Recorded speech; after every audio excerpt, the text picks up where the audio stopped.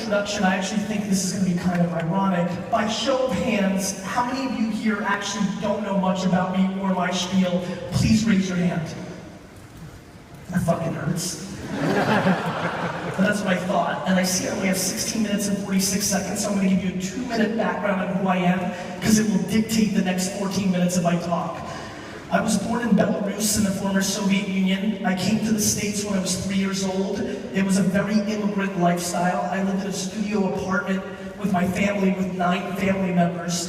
We were very poor. My parents spoke no English and had $100. My dad got a bunch of side jobs. One of them happened to be a stock boy in a liquor store in New Jersey. He eventually became the manager of that store. We moved to New Jersey from Queens, New York. I started my entrepreneurial career when I was 5. I created an 8 lemonade stand franchise that I drove around and picked up my cash at the end of the day. I eventually turned 12, started my first real business, which was selling baseball and sports cards in the malls of New Jersey. When you're 13 years old and you're making $2,000 to $3,000 a weekend selling baseball cards in the malls of New Jersey, which leads to you having $30,000 in cash under your bed. I don't know about you guys, but when you're 13 and you have $20,000 in cash under your bed and you're not selling weed, you're doing a good job. Thanks. It's gonna get better.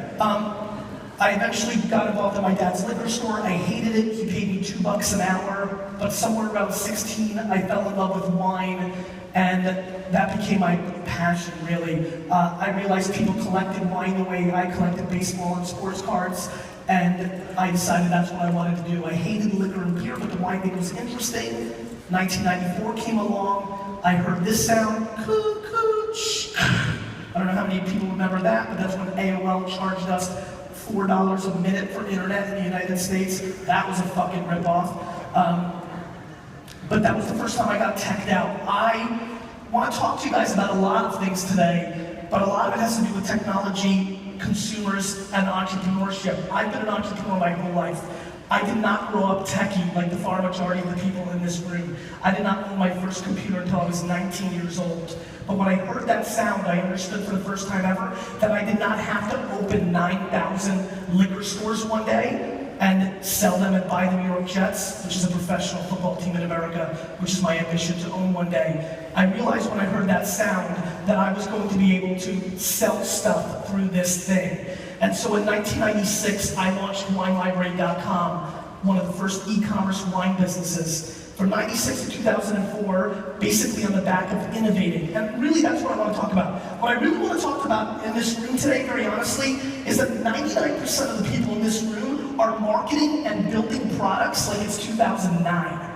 We're in 2013, well into 2014, and I think that's the biggest thing that I pay attention to, which is that we're telling stories, marketing, or building products as if it was 3 or 4 years ago. That becomes the common thing that I see over and over, which is that we're not living in the world that we actually live in. And so I launched that e-commerce site. Over a 6-year period, I built that business up from a $3 to a $45 million business. I did it on the back of innovating. I bought the word wine on Google when it was still 5 cents a keyword before they bumped it up to a 10-cent minimum, and owned it and had the first result for 9 months before any of my competitors competed against me. So in 2000 or 99, I was innovating. I didn't know what the fuck I was doing. I didn't know what AdWords were. I was scared shitless people were gonna click it for the sake of clicking it. I didn't know what was gonna happen, but I lived practically enough in the world we lived in, and I went and tested and learned. You know, when I started getting more passionate about social, which I'll get to in a minute, everybody kept talking about what's the ROI,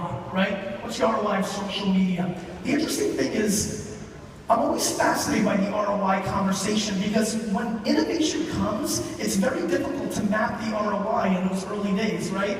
It's kind of like going to a new land and eating berries. Like, you don't know if they're gonna be poisonous or not, but if you don't take that leap, you're not gonna figure it out.